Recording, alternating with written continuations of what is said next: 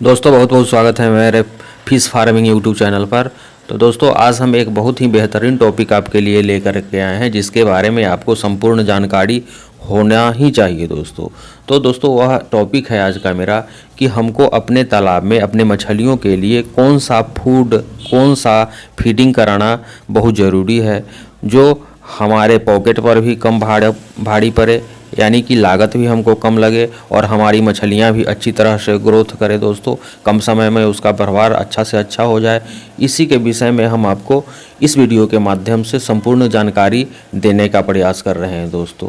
तो उसके अंतर्गत जो आता है दोस्तों, हम चर्चा करेंगे इस वीडियो के माध्यम से आपके समक्ष कि हम अपने तालाब में फ्लोटिंग फीड दें अपने मछलियों को, या सिंकिंग फीड दे दोस्तों, या होममेड फीड दे दोस्तों।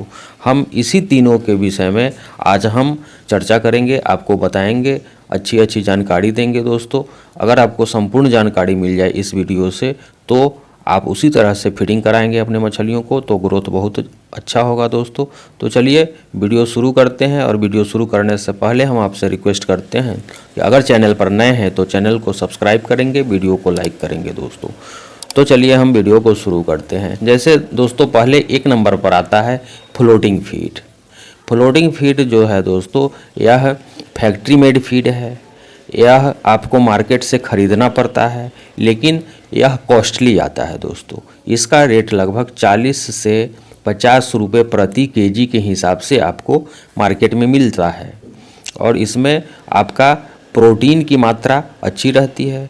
इसमें लगभग 28% तक, जैसी कि कंपनियां कहती है, जो कंपनी कहती है उसको भी हम भी कहते हैं, कंपनियां कहती है कि इसमें 28% तक प्रोटीन की मात्रा रहती है, प्लस और पोषक तत्व से सब भी रहता है इसमें फ्लोटिंग फीड में, यानी फैक्ट्री में बना हुआ जो फीड हम मार्केट से ख़रीदते हैं मछलियों का भोजन उसमें। अब हम बात करते हैं कि यह आपकी कौन कौन सी मछलियां का अगर आप पालन करते हैं तो उसके लिए यह फ्लोटिंग फीड ज़्यादा उपयुक्त होता है दोस्तों।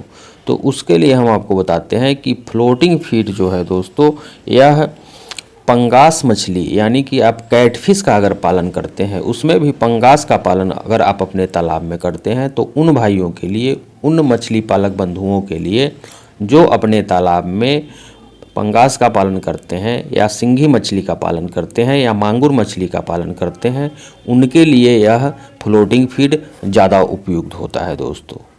अब हम बात करते हैं कि उसके अलावा भी कुछ मछली है जो इस फ्लोटिंग फीड को खाती है। तो जैसे उसमें आपका हो गया पंगास के अलावा तिलापिया मछली, यह बड़े ही चाव से खाती है फ्लोटिंग फीड को। कॉमन कार्प मछली भी खाती है दोस्तों, और रूपचंदा मछली भी फ्लोटिंग फीड को खाती है। लेकिन आपको लागत इसमें अधिक लगने वाला है, जैसा कि हम बता दिए हैं पहले ही, यह 40 से 50 रुपये प्रति केजी के हिसाब से आपको लेना पड़ेगा। अब हम बात करते हैं सिंकिंग फीड के बारे में। तो यह सिंकिंग फीड भी आपको मार्केट से ही लेना पड़ेगा, लेकिन इसका रेट कुछ कम मिलेगा आपको। फ्लोटिंग फीड के बनिस्पत सिंकिंग फीड का रेट कुछ कम रहता है, 10 रुपया 15 रुपया के आसपास आपको कम मिलेगा। जैसे इसका रेट जो आपको होगा वह 30 रुपये से लेकर के 35 रुपये प्रति केजी के हिसाब से आपको मिल जाएगा। तो इसको कम होने का जो कारण है दोस्तों, वह है कि इसमें कंपनियां बताती हैं कि इसमें 24% ही प्रोटीन की मात्रा है। फ्लोटिंग फीड में 28% प्रोटीन की मात्रा होती है, और सिंकिंग फीड में 24% प्रोटीन की मात्रा होती है। अब हम बात करते हैं कि यह कौन कौन मछली खाती है आपकी जो सिंकिंग फीड है वह।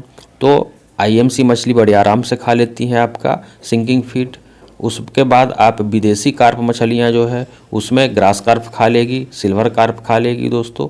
आईएमसी के अलावा ग्रास कार्प भी खाती है, सिल्वर कार्प भी खाती है, और कॉमन कार्प भी खाती है दोस्तों। अब हम बात करते हैं आपका होममेड फीड के बारे में।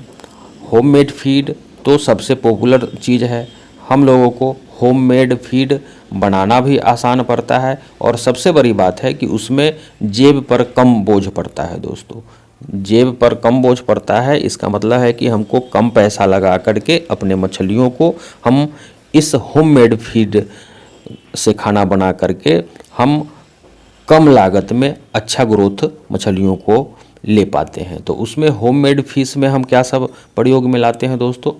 तो उसमें सरसों की खली का हम प्रयोग करते हैं, राइस ब्रान का प्रयोग करते हैं, कुछ गुड़ का प्रयोग कर लेते हैं होममेड फीड बनाने में, उसके बाद सोया का प्रयोग हम करते हैं दोस्तों।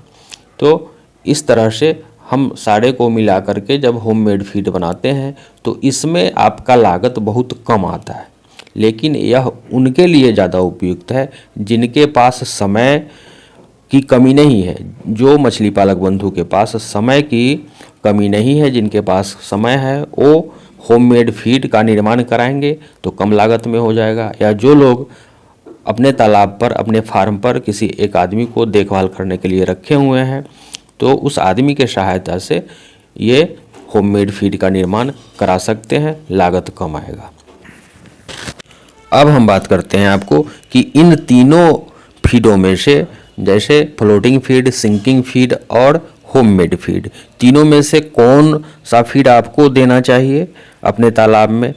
तो पॉकेट के हिसाब से, लागत के हिसाब से आपको सबसे कम लागत का जो फीड है दोस्तों वह होममेड फीड ही है।